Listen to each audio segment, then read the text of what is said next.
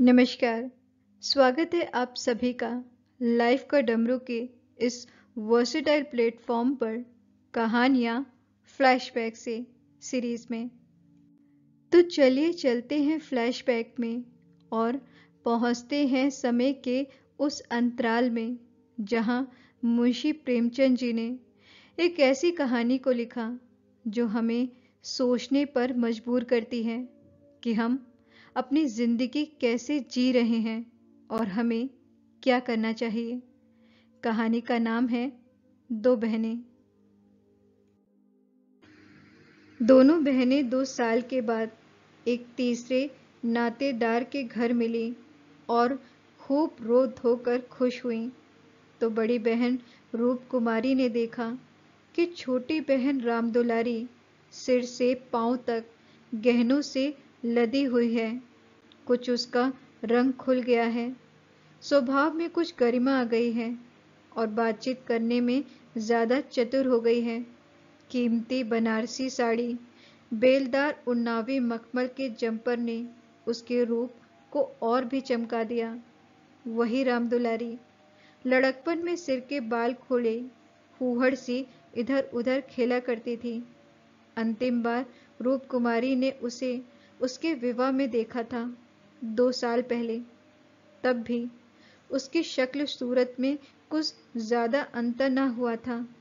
लंबी तो हो गई थी मगर थी उतनी ही दुबली, उतनी ही फूहड़, उतनी ही मंदबुद्धि, जरा जरा सी बात पर रूठने वाली। मगर आज तो कुछ और हालत थी, जैसे कली खिल गई हो। और यह रूप इसने छिपा कहाँ रखा था? नहीं, आंखों को धोखा हो रहा है। यह रूप नहीं, केवल आंखों को लुभाने की शक्ति है। रेशम और मखमल और सोने के बल पर वह रूपरेखा थोड़े ही बदल जाएगी, फिर भी आंखों में समाई जाती है। 50 स्त्रियां जमा हैं, मगर यह आकर्षण, यह जादू और किसी में नहीं। कहीं आईना मिलता तो जरा अपनी सूरत भी देखती। घर से चलते समय आईना देखा था। अपने रूप को चमकाने के लिए जितना सान चढ़ा सकती थी उससे कुछ अधिक ही चढ़ाया था। लेकिन अब वह सूरत जैसे स्मृति से मिट गई है। उसकी धुंधली सी परछाई भर हृदय पट पर है। उसे फिर से देखने के लिए बेकरार हो रही है। वह अब तुलनात्मक दृष्टि से देखेगी। रामदुलारी में आकर्षण कहाँ से आया, इस रहस्य का पता लगाएगी। यो उसके पास मेकअप की सामग्रियों के साथ एक छोटा सा आईना भी है, लेकिन भीड़ भाड़ में वह आईना देखने या बनाव श्रृंगार की आदि नहीं है। ये औरतें दिल में न जाने क्या समझें, मगर यहाँ कोई आईना तो होगा ही। ड्राइंग रूम में तो जरूरी होगा। वह उठकर ड्राइंग रूम में आ गई और कद्दे आदम शीशे में अपनी सूरत देखी। वहां इस वक्त और कोई न था। मर्द बाहर सहन में थे, औरतें गाने बजाने में लगी हुई थीं। उसने आलोचनात्मक दृष्टि से एक एक अंग को, अंगों के एक एक विन्यास को देखा। उसका अंग विन्यास, उसकी मुख छवि निष्कलंक है, मगर वह ताजगी, वह मादकता, वह माधुर्य नहीं है। हाँ, बिल्कुल भी नहीं है। वह अपने को धोखे में नहीं डाल सकती। कारण क्या है? यही कि रामदुलारी आज खिली है। उसे खिले तो जमाना हो गया, लेकिन इस ख्याल से उसका चित्त शांत नहीं होता। वह रामदुलारी से हैटी बनकर नहीं रह सकती। ये पुरुष भी कितने गावादी होते हैं, किसी में भी सच्चे सौंदर्य की परख नहीं। इन्हें तो जवानी, चंचलता और हाव भाव चाहिए। आंखें रखकर भी अंधे बनते हैं। भला इन बातों का आपसे क्या संबंध? ये तो उम्र के तमाशे हैं। असली रूप तो वह है जो समय की परवाह न करे। उसके कपड़ों में राम दुलारी को खड़ा कर दो, फिर देखो यह सारा जादू कहाँ उड़ जाता है। चुड़ैल सी नजर आए, मगर इन अंधों को कौन समझाए। मगर राम दुलारी के घर वाले तो इतने संपन्न ना थे। विवाह में जो जोड़े और गहने आए थे वे तो बहुत ही निराशाजनक थे। खुशहाली का कोई दूसरा सामान भी न था। इसके ससुर एक रियासत के मुक्ताराम थे और दूल्हा कॉलेज में पढ़ता था। इन 2 सालों में कहाँ से यह हुस्न बरस गया, कौन जाने। गहने कहीं से मांग लाई हो, कपड़े भी मांगे के हो सकते हैं। कुछ औरतों को अपनी हैसियत बढ़ाकर दिखाने की लत होती है, तो वह स्वांग राम दुलारी को मुबारक रहे। मैं जैसी हूँ वैसी अच्छी हूँ। प्रदर्शन का ये रोग कितना बढ़ता जाता है। घर में रोटियों का ठिकाना नहीं। मर्द 25-30 रुपए पर कलम घिस रहा है, लेकिन देवी जी घर से निकलेंगी तो इस तरह बन ठन कर मानो कहीं की राजकुमारी हैं। बिसातियों के और दर्जियों के तकाजे सहेंगी, बजाज के सामने हाथ जोड़ेंगी, शौहर की घुड़कियां खाएंगी, रोएंगी, रूठेंगी, मगर प्रदर्शन के उन्माद को नहीं रोकती। घर वाले भी सोचते होंगे कितनी छिचोरी तबीयत है इसकी। मगर यहाँ तो देवी जी ने बेहयाई पर कमर बांध ली है। कोई कितना ही हंसे बेहा की बला से। उन्हें तो बस यही धुन सवार है कि जिधर से निकल जाएं उधर लोग हृदय पर हाथ रखकर रह जाएं। रामदुलारी ने जरूर किसी से गहने और जेवर मांग लिए हैं। बेशर्म जो है। उसके चेहरे पर आत्मसम्मान की लाली दौड़ गई। ना सही उसके पास जेवर और कपड़े। उसे किसी के सामने लज्जित तो नहीं होना पड़ता, किसी से मुंह तो नहीं चुराना पड़ता। 1-1 लाख के तो उसके 2 लड़के हैं। भगवान उन्हें चिरायु करे। वह इसी में खुश है। खुद अच्छा पहन लेने और अच्छा खा लेने से तो जीवन का उद्देश्य नहीं पूरा हो जाता। उसके घर वाले गरीब हैं, पर उसकी इज्जत तो है। किसी का गला तो नहीं दबाते, किसी का शाप तो नहीं लेते। इस तरह अपने मन को ढांढस देकर वह फिर बरामदे में आई, तो रामदुलारी ने जैसे उसे दया की आंखों से देखकर कहा, जीजा जी की कुछ तरक्की वरक्की हुई कि नहीं बहन, या अभी तक वही 75 रुपए पर कलम घिस रहे हैं। रूप कुमारी की देह में आग सी लग गई। अकड़ कर बोली, तरक्की क्यों नहीं हुई, अब 100 के ग्रेड में हैं। आजकल यह भी गनीमत है। नहीं, अच्छे अच्छे एमए पासों को देखती हूँ, कोई टके को नहीं पूछता। तेरा शौहर तो अब बीए में होगा।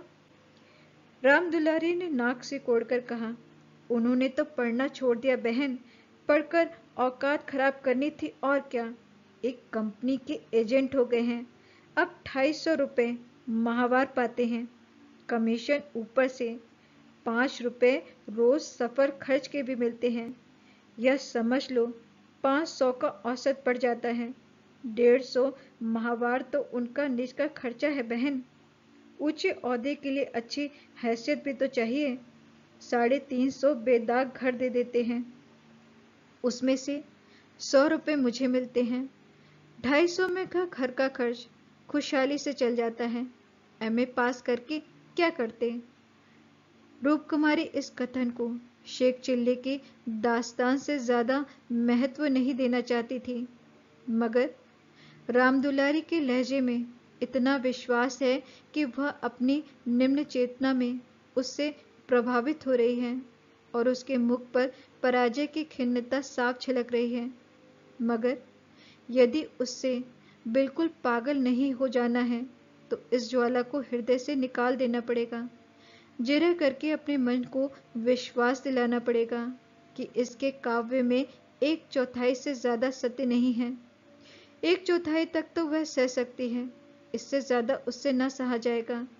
इसके साथ ही उसके दिल में धड़कन भी है कि कहीं यह कथा सत्य निकली तो वह राम दुलारी को कैसे मुंह दिखाएगी। उसे भय है कि कहीं उसकी आंखों से आंसू न निकल पड़े। कहाँ 75 और कहाँ 500। इतनी बड़ी रकम आत्मा की हत्या करके भी क्यों न मिले। फिर भी रूप कुमारी के लिए असह्य। आत्मा का मूल्य अधिक से अधिक 100 रुपये हो सकता है, 500 किसी हालत में भी नहीं। उसने परिहास के भाव से पूछा, जब एजेंटी में इतना वेतन और भत्ता मिलता है तो ये सारे कॉलेज बंद क्यों नहीं हो जाते? हजारों लड़के क्यों अपनी जिंदगी खराब करते हैं? राम दुलारी बहन के खिसियानेपन का आनंद उठाती हुई बोली, बहन, तुम यहाँ भूल कर रही हो। एमए में तो सभी पास हो जाते हैं, मगर एजेंटी बिरले ही किसी को आती है। यह तो ईश्वर की देन है। कोई जिंदगी भर पढ़ता रहे, मगर यह जरूरी नहीं कि वह अच्छा एजेंट भी हो जाए। रुपए पैदा करना दूसरी बात है, आलिम हाफिजी करना दूसरी बात। अपने माल की श्रेष्ठता का विश्वास पैदा करा देना, या दिल में जमा देना कि इससे सस्ता और टिकाऊ माल बाजार में मिल ही नहीं सकता, आसान काम नहीं है। एक से एक घांगों से उनका साबका पड़ता है। बड़े बड़े राजाओं और रईसों का मत फेरना पड़ता है, तब जाके कहीं माल बिकता है। मामूली आदमी तो राजाओं और नवाबों के सामने जा ही न सके, पहुंच ही ना हो, और किसी तरह पहुंच भी जाए तो जबान न खुले। पहले पहल तो इन्हें भी झिझक हुई थी, मगर अब तो इस सागर के मगर हैं। अगले साल तरक्की होने वाली है। रूप कुमारी की धमनियों में रक्त की गति जैसे बंद हुई जा रही थी। निर्दयी आकाश गिर क्यों नहीं पड़ता? पाषाण हृदय धरती फट क्यों नहीं जाती? यह कहाँ का न्याय है कि वह रूप कुमारी, जो रूपवती है, तमीजदार है, सुघड़ है, पति पर जान देती है, बच्चों को प्राणों से ज्यादा चाहती है, थोड़े में गृहस्थी को इतने अच्छे ढंग से चलाती है, उसकी तो यह दुर्गति। और यह घमंडिनी, बदतमीज, विलासिनी, चंचल, मुफट छोकरी, जो अभी तक सिर खोले घूमा करती थी, रानी बन जाए। मगर उसे अब भी कुछ आशा बाकी थी। शायद आगे चलकर उसके चित्त की शांति का कोई मार्ग निकल आए। उसी परिहार के स्वर में बोली, तब तो शायद 1000 मिलने लगेंगे। 1000 का तो नहीं, पर 600 में कोई संदेह नहीं बहन। कोई आंखों का अंधा मालिक फंसा गया होगा। व्यापारी आंखों के अंधे नहीं होते दीदी, उनकी आंखें हमारी तुम्हारी आंखों से कहीं ज्यादा तेज होती हैं। जब तुम्हें उन्हें 6000 कमा कर दो, तब कहीं 600 मिले।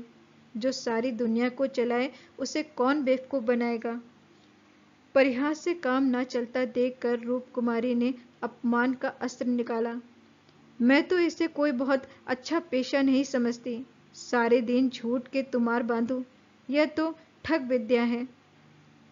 राम दुलारी जोर से हंसी। बहन पर उसने पूरी विजय पाई थी।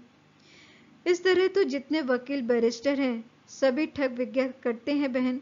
अपने मुवक्किल के फायदे के लिए उन्हें क्या नहीं करना पड़ता, झूठी शहादतें तक बनानी पड़ती हैं। मगर उन्हीं वकीलों और बैरिस्टरों को हम अपना लीडर कहते हैं, उन्हें अपनी कौमी सभाओं का प्रधान बनाते हैं, उनकी गाड़ियां खींचते हैं, उन पर फूलों और अशर्फियों की वर्षा करते हैं, उनके नाम से सड़कें, प्रतिमाएं और संस्थान बनाते हैं। आजकल दुनिया पैसा देखती है बहन। आजकल ही क्यों, हमेशा से धन की यही महिमा रही है। पैसे कैसे आए यह कोई नहीं देखता।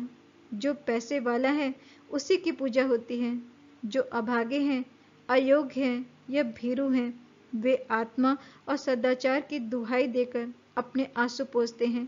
नहीं, आत्मा और सदाचार को कौन पूछता है? रूप कुमारी खामोश हो गई। अब उसे यह सत्य उसकी सारी वेदनाओं के साथ स्वीकार करना पड़ेगा कि राम दुलारी उससे ज्यादा भाग्यवान है। इससे अब त्राण नहीं। परिहास या अनादर से वह अपनी तंग दिली का प्रमाण देने के सिवा और क्या कर पाएगी? उसे किसी बहाने से राम दुलारी के घर जाकर असलियत की छानबीन करनी पड़ेगी। अगर राम दुलारी वास्तव में लक्ष्मी का वरदान पा गई है, तो रूप कुमारी अपनी किस्मत ठोक कर बैठ रहेगी। समझ लेगी कि दुनिया में कहीं न्याय नहीं, कहीं ईमानदारी की पूछ नहीं है। मगर क्या सचमुच उसे इस विचार से संतोष होगा? यहाँ कौन ईमानदार है? वही जिसे बेईमानी करने का अवसर नहीं है और ना इतनी बुद्धि या मनोबल कि वह अवसर पैदा कर ले। उसके पति 75 रुपए पाते हैं, पर क्या 10-20 रुपए और ऊपर से मिल जाएं तो वह खुश होकर ले ना लेंगे। उनकी ईमानदारी और सत्यवादिता उसी समय तक है जब तक अवसर नहीं मिलता। जिस दिन मौका मिला सारी सत्यवादिता धरी रह जाएगी। और क्या रूप कुमारी में इतना नैतिक बल है कि वह अपने पति को हराम का माल हजम करने से रोक दे। रोकना तो दूर की बात है, वह तो शायद प्रसन्न होगी, शायद पतिदेव की पीठ ठोकेगी। अभी उनके दफ्तर से आने के समय वह मन मारे बैठी रहती है, तब वह द्वार पर खड़ी होकर उनकी बाट जोहेगी और जो ही वह घर आएंगे उनकी जेबों की तलाशी लेगी। आंगन में गाना बजाना हो रहा था। राम दुलारी उमंग के साथ गा रही थी और रूप कुमारी वहीं बरामदे में उदास बैठी हुई थी। न जाने क्यों उसके सिर में दर्द होने लगा था। कोई गाए कोई नाचे उससे प्रयोजन नहीं, वह तो अब भागिन है, रोने के लिए ही पैदा की गई है। 9 बजे रात को मेहमान रुखसत होने लगे। रूप कुमारी भी उठी इक्का मंगवाने जा रही थी कि राम दुलारी ने कहा, इक्का मंगवा कर क्या करोगी बहन, मुझे लेने के लिए कार आती होगी। चलो 2-4 दिन मेरे यहाँ रहो, फिर चली जाना। मैं जीजा जी को कहला भेजूंगी, तुम्हारा इंतजार न करें। रूप कुमारी का यह अंतिम अस्त्र भी बेकार हो गया। राम दुलारी के घर जाकर हाल चाल की धो लेने की इच्छा गायब हो गई।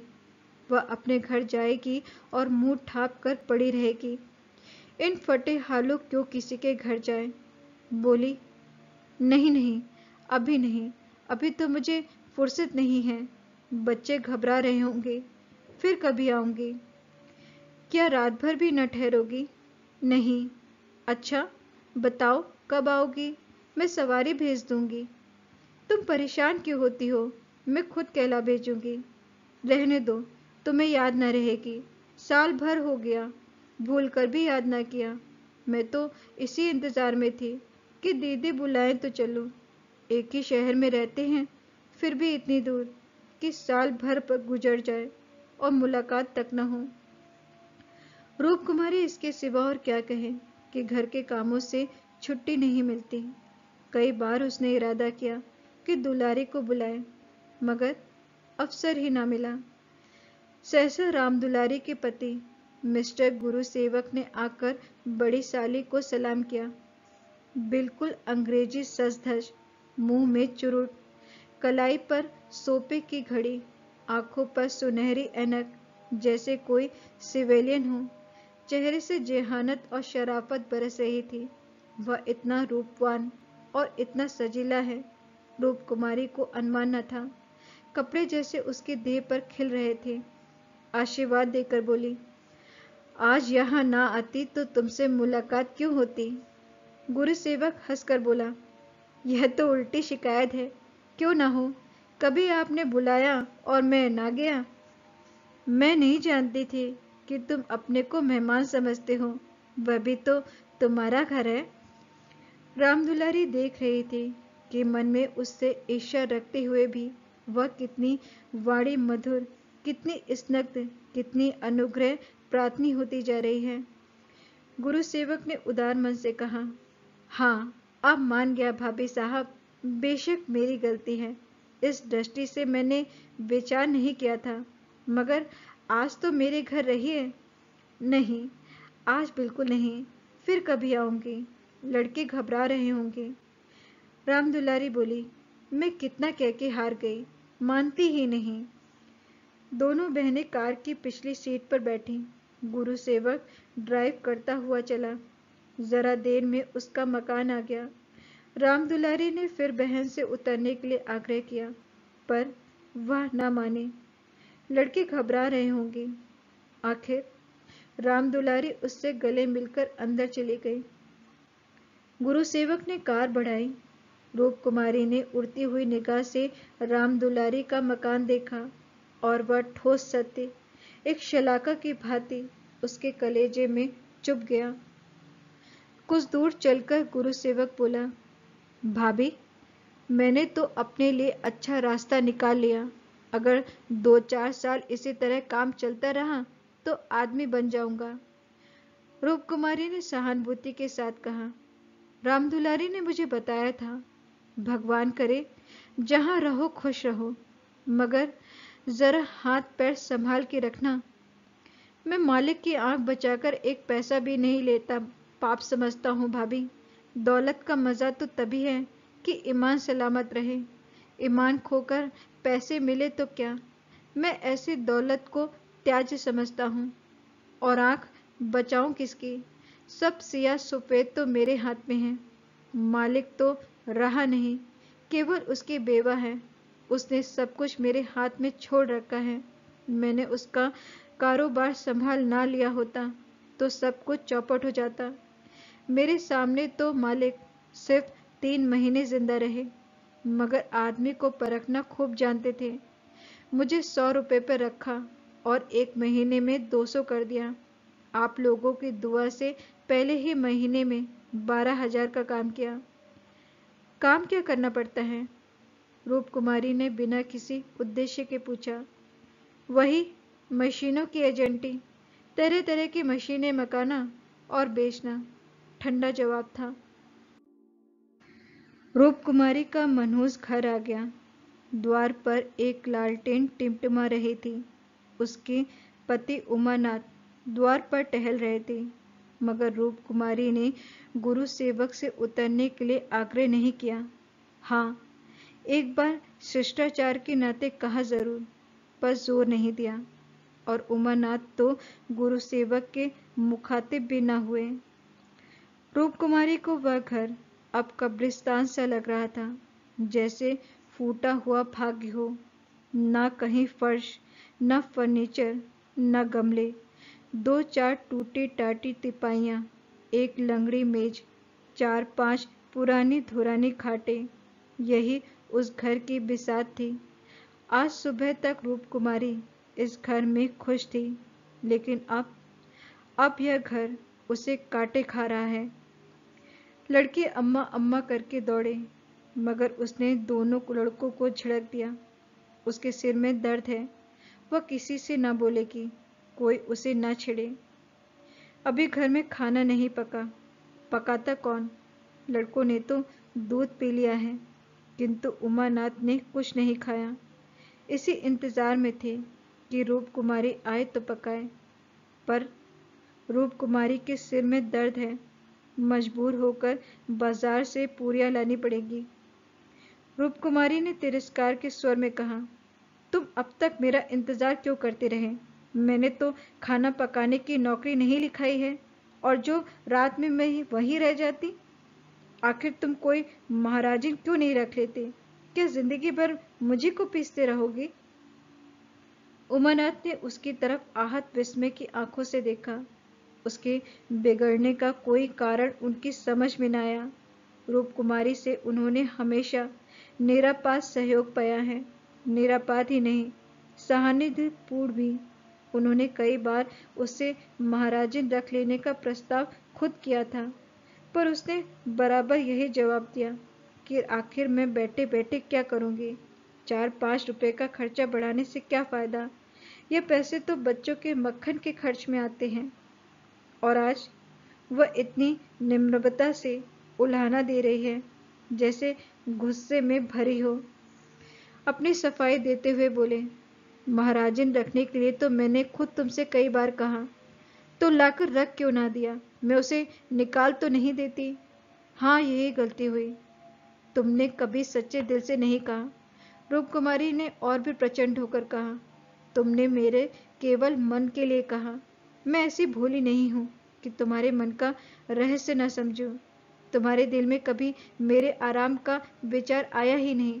तुम तो खुश थे कि अच्छी नौकरानी मिल गई है, एक रोटी खाती है और चुपचाप पड़ी रहती है, मगज खाने और कपड़े पर, यह भी जब घर की जरूरतों से बचे। 75 रुपये लाकर मेरे हाथ पर रख देते हो, और सारी दुनिया का खर्च। मेरा दिल ही जानता है मुझे कितनी कतर ब्योत करनी पड़ती है, क्या पहनूं और क्या उड़ूं। तुम्हारे साथ जिंदगी खराब हो गई। संसार में ऐसे मर्द भी हैं जो स्त्री के लिए आसमान के तारे तोड़ लाते हैं। गुरु सेवक को ही देख लो, दूर क्यों जाओ? तुमसे कम पड़ा है, उम्र में तुमसे कहीं कम है, मगर 500 रुपए का महीना लाता है और राम दुलारी रानी बनी बैठी रहती है। तुम्हारे लिए यही 75 रुपए बहुत हैं। तुम नाहक मर्द हुए, तुम्हें तो औरत होना चाहिए था। औरतों के दिल में कैसे कैसे अरमान होते हैं, मगर मैं तो तुम्हारे लिए घर की मुर्गी का बासी साग हूँ। तुम्हें तो कोई तकलीफ होती नहीं। तुम्हें तो कपड़े भी अच्छे चाहिए, खाना भी अच्छा चाहिए, क्योंकि तुम पुरुष हो, बाहर से कमा कर लाते हो।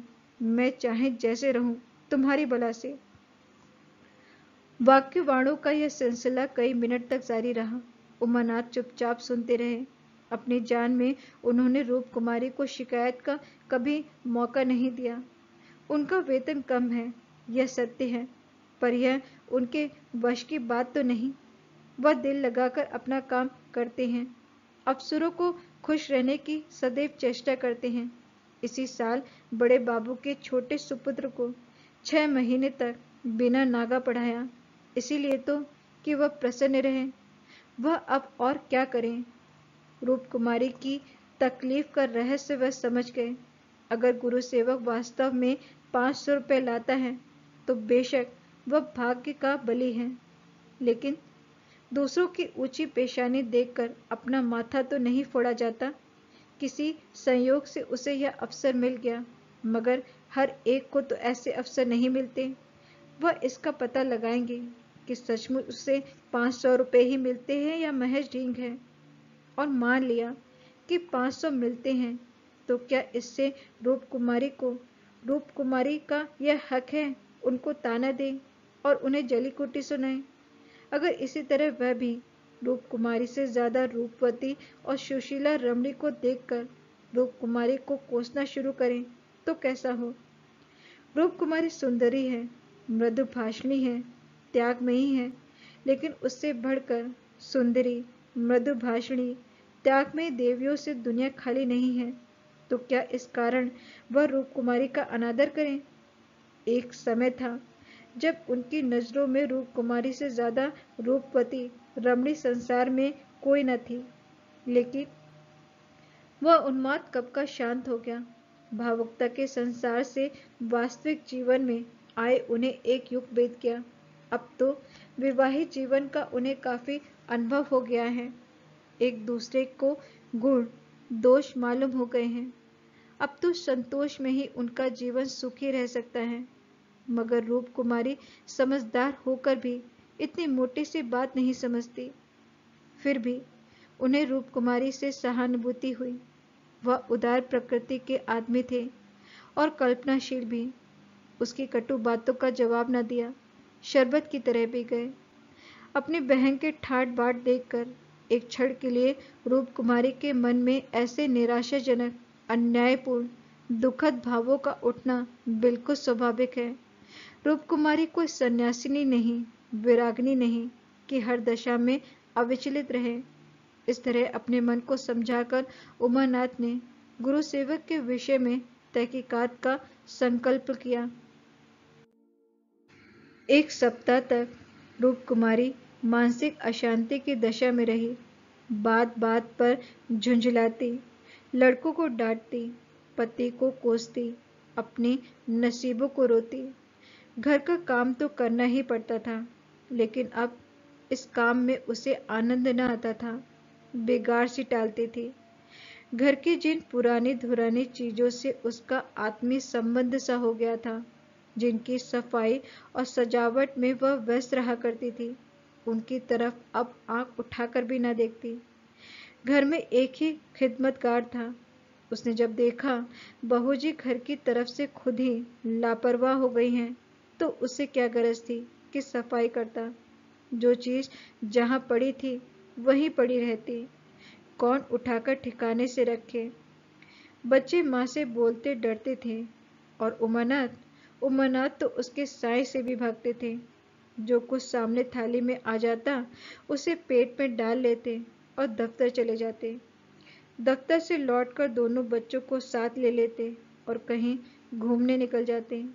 रूप कुमारी से कुछ कहना बारूद में दिया सलाई लगाना था। हाँ, उनकी वह तहकीकात अभी भी जारी थी। एक दिन उमानाथ दफ्तर से लौटे तो उनके साथ गुरु सेवक भी थे।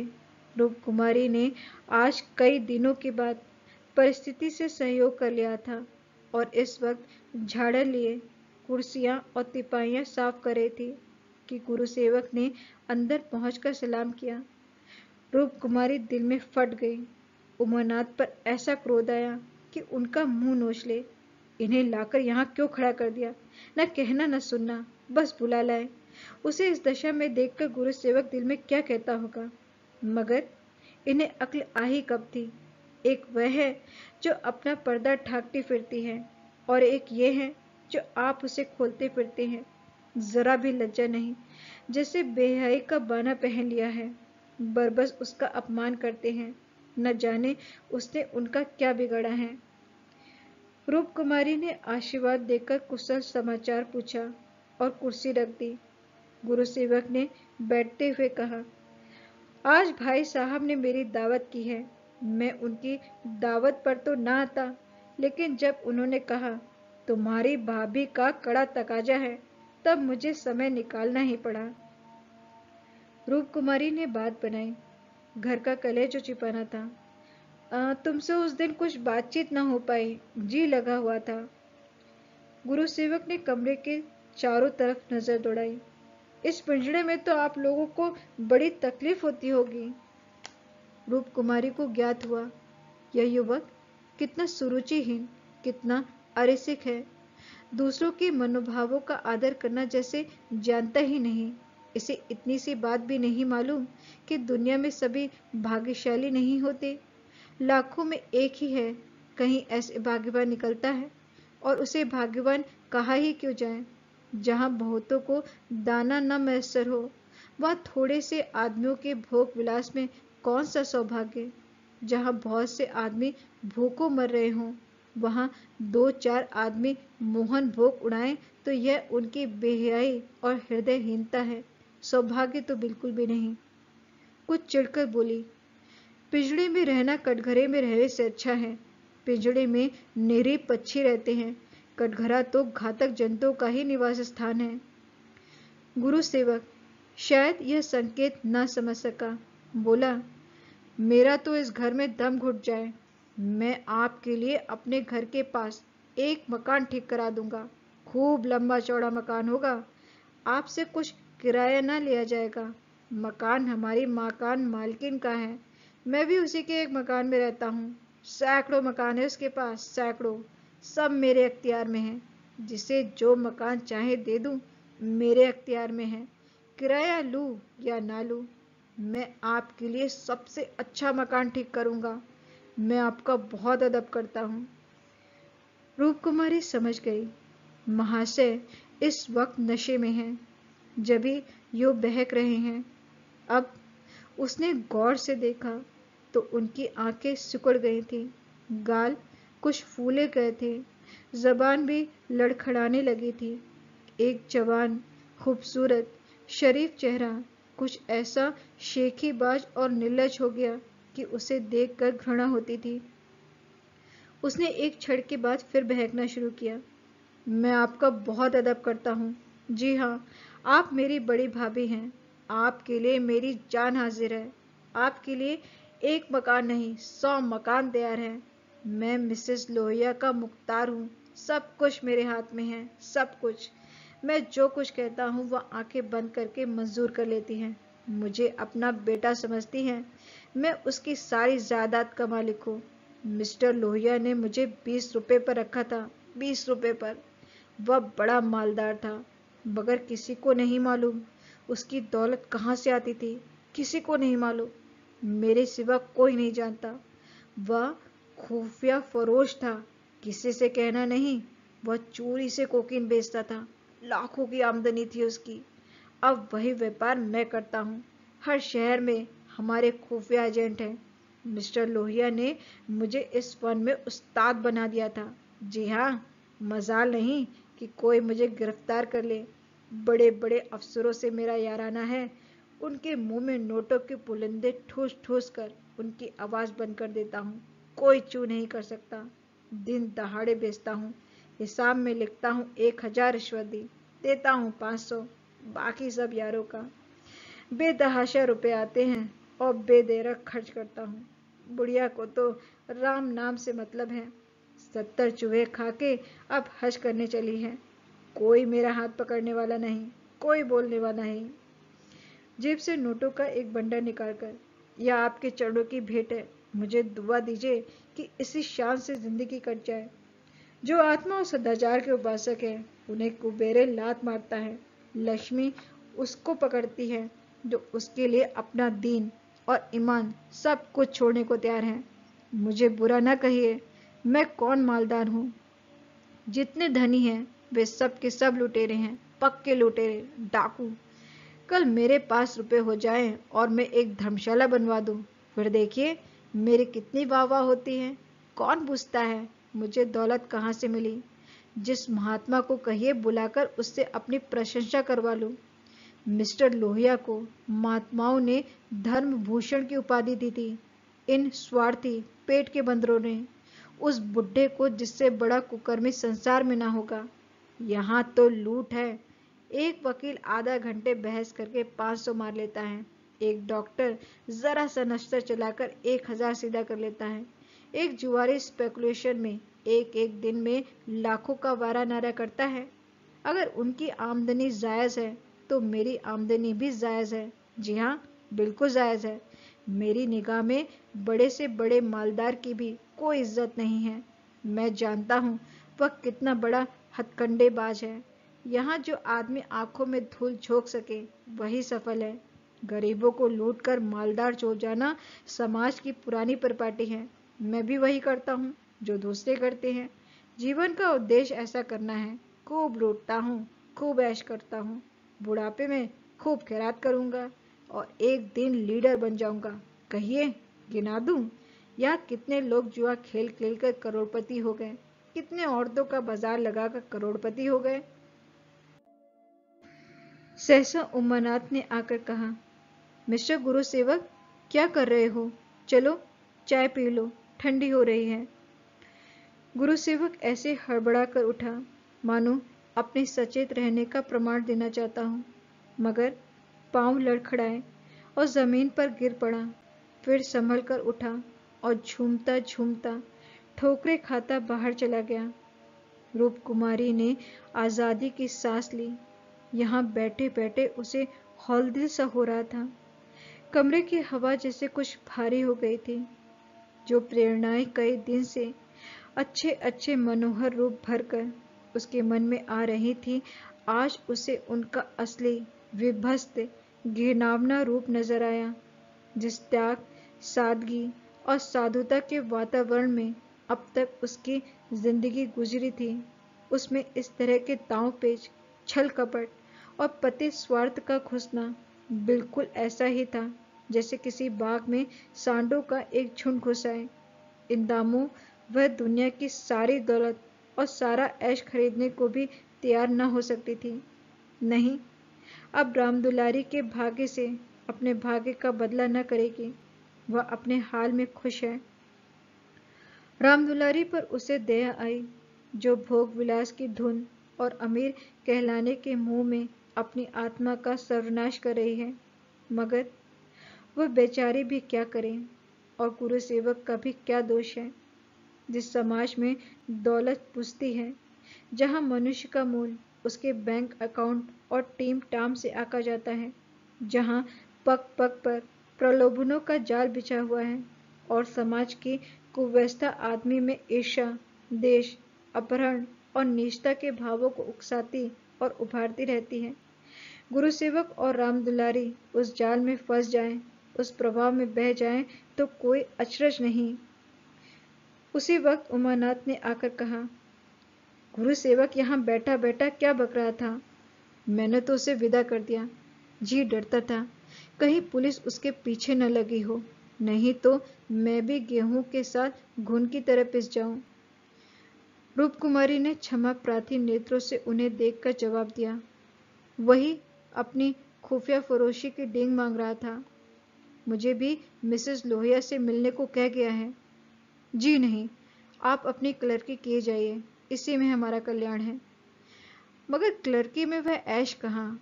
क्यों ना साल भर की छुट्टी लेकर जरा उस दुनिया की भी सैर कर लो। मुझे अब उस ऐश का मोह नहीं रहा।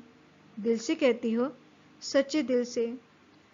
उमानाथ 1 मिनट तक चुप रहने के बाद फिर बोले, मैं आकर तुमसे यह वृत्तांत कहता तो तुम्हें विश्वास आता या नहीं? सच कहना। कभी नहीं। मैं तो कल्पना ही नहीं कर सकती कि अपने स्वार्थ के लिए कोई आदमी दुनिया को विष खिला सकता है। मुझे सारा हाल पुलिस के सब इंस्पेक्टर से मालूम हो गया था। मैंने उसे खूब शराब पिला दी थी कि नशे में बहकेगा जरूर और सब कुछ उगल देगा। ललचाता तो तुम्हारा जी भी था।